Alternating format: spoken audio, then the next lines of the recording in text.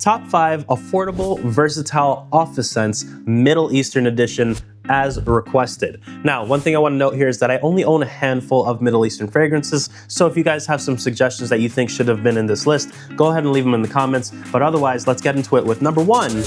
Armaf Legacy. Now this one holds a lot of really great memories for me because when I was first starting off my collection, this was one of my first budget-friendly pickups, and a really great one at that. This was a blind buy, so I had no idea what it was going to smell like, but if I could describe it for you, I would say that this smells like your classic soapy barbershop fragrance. It's very mass appealing and very easy to reach for during the day. Now number 4 is Rifakat by Paris Corner, and I know this is a strong scent to be taken to the office, but honestly, this fragrance is so addicting. I think most people, especially for colder weather, would end up taking it most places because it is that enjoyable to wear. This is supposed to be a take on the very famous Baby Cat, but if I could describe the smell for you, I would say this is a warm, spicy vanilla, and more specifically, it's a saffron sitting on top of vanilla. It's very beautifully blended, it's rich, and I think a lot of people will appreciate having this in the collection at least once. Now, number 3 on this list is Reef's Privé Bleu, and simply put, this is not a fragrance that I thought I was going to enjoy when I first got it because it's supposed to be a take on the ever so popular Sauvage Elixir DNA, which I'm not really a huge fan of.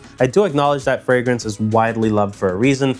I'm just not one of the people who are really into it, but this one brings a kind of freshness to the scent profile and DNA that I think actually makes it more wearable. On top of that, you do get a little bit more versatility in my opinion, and I think it merits a spot on being on this list. Now, number 2 on this list is Verara Elegance, and I mostly only have good things to say about this fragrance because my experience with it has been absolutely wonderful. Scent-wise, this is supposed to be a take on the very popular Greenwich Village, and beyond that, you can kind of think of it as a lychee-infused baccarat to get an idea, but scent delivery is very beautiful. It has a fruity floral edge that puts into a unisex space, it performs, it's versatile, and overall that, I've gotten at least one confirmed compliment on this, so I'm pretty pleased with that. Now, one thing that I will note about this is a little bit of an issue in Verara. You gotta help me out with this, but this, for the sake of transparency, a little bit of a build quality thing right here, but this is the only qualm that I have with this. Otherwise, the scent is absolutely beautiful.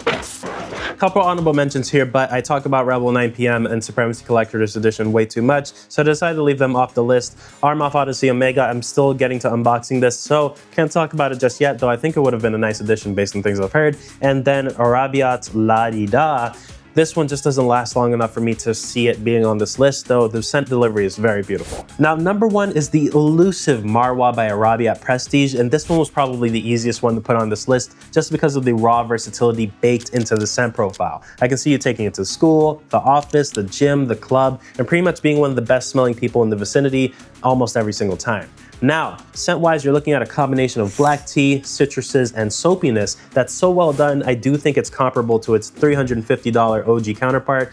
Beyond that, it's just well done, a very easy reach, and has definitely earned its spot high up on this list. That's it for this list. It's almost guaranteed to change as the collection continues to grow, but if you're looking for a place to start in your Middle Eastern fragrance journey, I think any of these would be a really great option.